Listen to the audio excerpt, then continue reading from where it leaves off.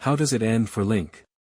At the conclusion of the Grey's Anatomy Season 22 premiere, there appears to be some optimism. Although Link survived the procedure, Owen cautions that the recuperation process may be difficult. In case you missed it, Ben was discharged from the hospital at the conclusion of the 21st season finale of Grey's Anatomy. Teddy understands, nonetheless, that Ben is the most qualified candidate to share a space with the other inhabitants given the current circumstances. She will permit him to complete his residency at Grey Sloan Memorial. Jules is breaking on the inside when she has the opportunity to tell her patient's parents the wonderful news. Winston is there to console her when she breaks down, and she quickly leaves the supply closet just as it appears that they would kiss. Danny wakes up back at the clinic, wishing that all of this had been a nightmare. The amusing thing is that she was completely unaware that Meredith Grey was the surgeon performing the procedure. She wishes it had all been a nightmare because of it. What a way to start a conversation. Without an elevator scene, Grey's Anatomy wouldn't be the same. It's still obvious that Simone and Bryant are in a relationship. With Adams, things are likely to turn dramatic. Speaking of Adams, she ends up giving him some bad news when he discovers her leaving. After all, she doesn't believe they should reconcile. She tells him the truth, just as I had assumed she would, and Adams simply turns to leave. Winston discovers that Amelia hasn't heard about Beltran when he goes to check on her. He must now break the unpleasant news to her. Nora is currently en route to Seattle Press. It's time for Owen and Teddy to confront one another in person. Teddy acknowledges that she no longer knows who she is, so Owen is the one who must inform the children about this. At the conclusion, Meredith and Weber return to the operating room floor to assess the damage. After learning that the OR floor is likely to be unusable for weeks, Weber gives Meredith an alternative. And what will they do? They must do it every time. Rebuild.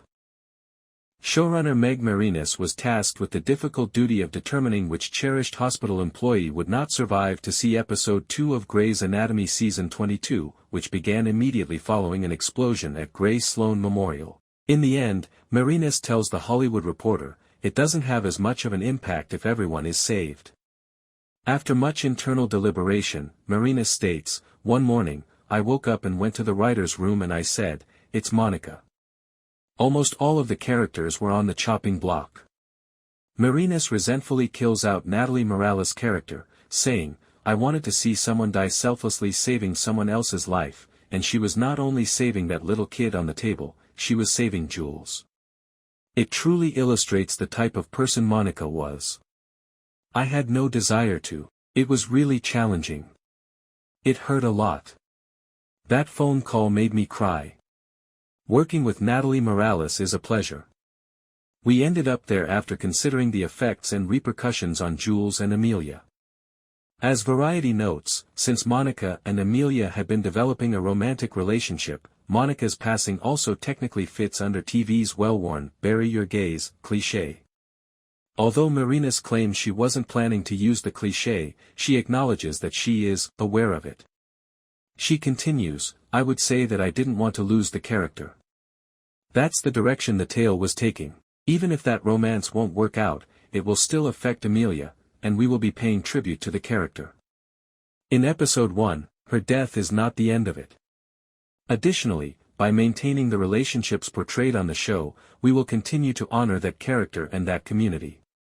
I was surprised and excited to have a big, dramatic Grey's death, Morales tells THR, adding that she wasn't too surprised to learn that Monica wouldn't survive the blast. It seemed like fun. It's a little depressing in that regard because I have truly liked working with the people on this show. Was it possible for them to prolong my death by 2 or 3 episodes? Yes. However, I can see why they did it, and I believe Meg is a really good writer and showrunner.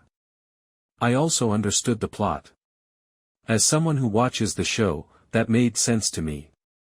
Chris Carmack, whose character did survive the explosion, expressed his own sadness over Monica's passing in an interview. I loved working with Natalie so much.